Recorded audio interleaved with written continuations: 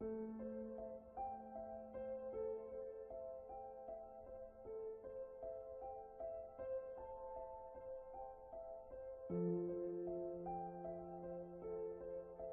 might ask yourself why the orders we showed in part 1 are so important for our fall of the Cabal. Well, you know the expression, know thy enemy? In order to understand the magnificence of their elite plan and the magnitude of their evil intent, we must first identify whom we are dealing with here. There is so much misinformation going around, not only on the internet, but also in our history books. That, by the way, were never written by neutral observers, but always by the winners. If you don't understand where the Cabal comes from, how far back they go in history, if you don't know how we were led to believe that all of these orders and movements were separate entities that came and went in history, independently and rather harmlessly, then you will most certainly not understand nor believe the true identity of the Cabal. You will miss the fact that we find ourselves at the final stage of their master plan. And if you don't fully comprehend in which danger we find ourselves, you will not know what to do at the moment suprême. That is why we make this documentary, so you can wake up, see through all the lies, and take action to claim your sovereignty back. That's when you'll understand what we said in the previous series. History books will have to be rewritten. Okay, let's see where and when our two storylines meet, shall we? It was in 1748 in southern Germany, Bavaria, in a small town called Ingolstadt. A boy was born. His name was Johann Adam Weishaupt. At the age of 5, his father died. The Jesuits took him under their wings and groomed Adam, who turned out to be a highly intelligent and strong-minded individual, to become a professor in canon law at the Jesuit University of Ingolstadt. He rewrote ancient historical documents in which the ideology of Lucifer would eventually lead to the complete control of the world. In 1773, a secret meeting took place between Meyer Amschel Rothschild and a select group of 12 elite Khazarian bankers and businessmen. Remember Rothschild, key player in our first storyline? The excessively wealthy and powerful Ashkenazi Khazarian banker from Frankfurt? Well, Rothschild proposed to join forces and riches with the purpose of world dominance. He had set his eye on Adam Weishaupt, who would be perfect to implement their plans in practice and run their organization. And so, on May the 1st, 1776, Adam Weishaupt founded the Bund der Perfektibilisten, the Order of the Perfectionists, later to be called the Order of the Illuminati.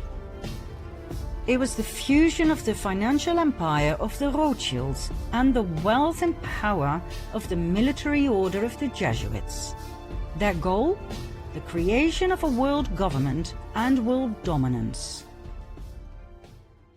Although Weishaupt's name is commonly known among those who study this material, not many people are aware of the fact that he based his Order of the Illuminati on ancient documents, one of which was a letter that was given to him by Rothschild. This letter, referred to as the Constantinople letter, was old and of extreme value to the Ashkenazim. It was 287 years old, written in 1489 by the Nazi, the chairman of the Jewish High Council in Constantinople, as a response to an outcry for help by the head of the Ashkenazi Jews in France. Remember the Khazarians who had fled Russia and who had changed their name to Ashkenazi Jews? They now felt threatened by the other ethnic groups in France. The king had even told them they had to convert to Christianity. The reply of the Nazi in the Constantinople letter was as follows. As for what you say that the King of France obliges you to become Christians, do it. since you cannot do otherwise but let the law of Moses be kept in your hearts.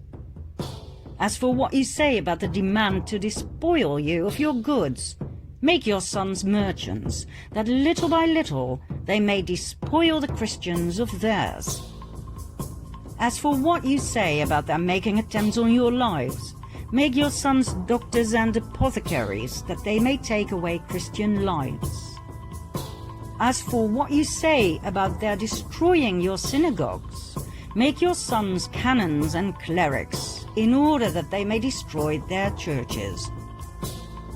As for the many other vexations you complain of, arrange that your sons become advocates and lawyers, and see that they always mix themselves up with the affairs of state, in order that by putting Christians under your yoke, you may dominate the world and be avenged on them. Do not swerve from this order we give you, for you will find by experience that, humiliated as you are now, you will reach the actuality of power. In other words, they were told to fake a make-believe conversion and to infiltrate every aspect of society: commerce, medicine, religion, and legislation, with the sole purpose of revenge and destruction. How Khazarian. Adam Weishaupt founded the Order of the Illuminati in 1776, financed by the Rothschilds, based on this letter, that, by the way, was based on an even older document, more about which in part 4. 1 year later, in 1777, Weishaupt joined the Grand Orient Masonic Lodge. He made over 2,000 Jesuits head of the many lodges across the world, thus establishing a massive empire of power, in which the Jesuit order was the spider in the web. Weishaupt then officially left the Jesuit order, so that no suspicion would ever be drawn to the involvement of the Roman Catholic Church and the Jesuit Council in the illustrious plans of the Illuminati. The Rothschilds used their riches to finance wars, as they had found out that by financing both sides of each and every war, they would always win financially. They knew no scruples, no mercy. The alliance of the Luciferian Khazars and the Jesuit order had only just begun. Their goals? Personal gain, wealth and power. The submission of the royal families. The annihilation of the infidels. Protestants, Calvinists, atheists, Muslims, Jews, in other words, the destruction of all religions except the Roman Catholic faith. The destruction of all governments, world dominance of the Pope, and revenge. Revenge on each and every one who had ever betrayed them. Revenge on Russia, first and foremost, the country that had expelled the Khazars. But not only that. Remember the vengeance of the Jesuits on the Pope, who had betrayed them? Well, they weren't done just yet. For the European kings of France, Spain, England, Austria, and so on, who had banned the Jesuit order, were about to have a taste of their wrath. The first pawn the Illuminati alliance put forward was Napoleon Bonaparte. The fact that the French Revolution was indeed orchestrated by elite secret societies was documented and proven by the French Jesuit Augustin Baruel. He wrote an influential account in which he focused in particular on Adam Weishaupt, founder of the Order of the Illuminati. According to Baruel, the French Revolution was orchestrated by Freemasons and philosophers like Voltaire and Montesquieu. We'll get back to Baruel in a later stage, so remember his name. Napoleon's advisor was a Jesuit, Emmanuel Sillet. He advised Napoleon on where to go and what to do. In today's language, we would call Sillet his handler. According to many historians and researchers, the Jesuits were the ones who orchestrated and directed the French Revolution and the outcome. Napoleon was a Masonic Grand Master. He was chosen and initiated by the order to play a key role in their planned revolution. Napoleon's brother, Louis Bonaparte, was made Grand Master of the Grand Orient of France. His wife Josephine was a member of the Mason Rite of Adoption. Under Napoleon's rule, the number of lodges in France grew from 300 to 1,220. Napoleon was a puppet of the Cabal. We were led to believe he was the front man, but he was not. The hidden hand that some historians believe was to cover an ulcer, seriously, was actually a common Masonic gesture called the Sign of the Master of the Second Veil. Many world leaders have shown this sign throughout the ages. The French Revolution started in 1789 and lasted for 10 long and bloody years of absolute terror. It was the master plan of the Jesuit Council to take revenge on France, to destabilize the country through war, and to destroy the French crown. Their tool?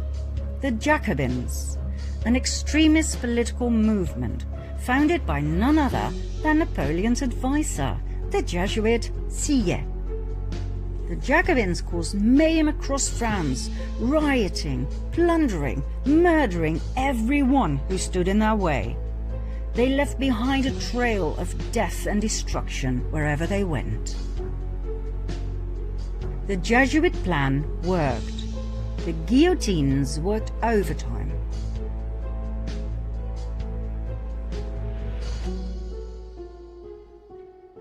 The Jesuit order is the most dangerous of all orders. It has caused more harm than all other orders. The doctrine of the Jesuits entails that their supreme general is the sovereign of sovereigns and master of the world. After the French Revolution had ended, the Napoleonic Wars started.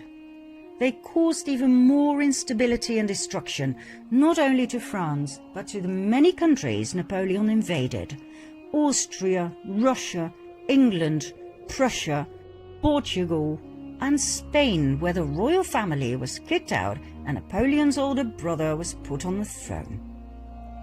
Each and every country that had once banned the Jesuit order and the Khazarian Ashkenazi Jews was now in ruins.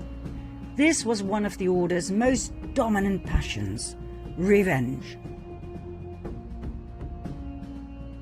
During the Napoleonic Wars, the Illuminati alliance deployed their most successful strategy.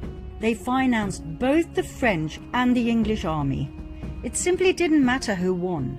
War was an absolute revenue model. It was the Duke of Wellington who fought Napoleon and who defeated him at the Battle of Waterloo in 1815.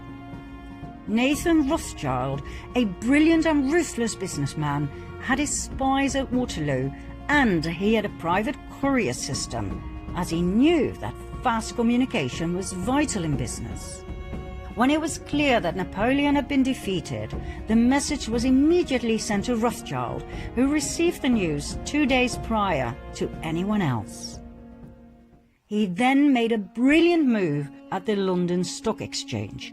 Instead of buying English bonds, the gilts, he sold those he had. The other traders noticed and drew the erroneous conclusion that Napoleon must have won the war. They immediately sold their bonds as well, causing the gilt price to drop dramatically. That was the moment Rothschild made his move. He bought all the gilts he could lay his hands on at a very low price. By the time the others had noticed and frantically started buying again, Nathan Rothschild was excessively rich. The King of England, George III, was now heavily indebted to Nathan Rothschild, who had financed his wars. Not only had the king to pay back his debts, he had to pay interest on top of it. He was now in the pocket of the Rothschilds.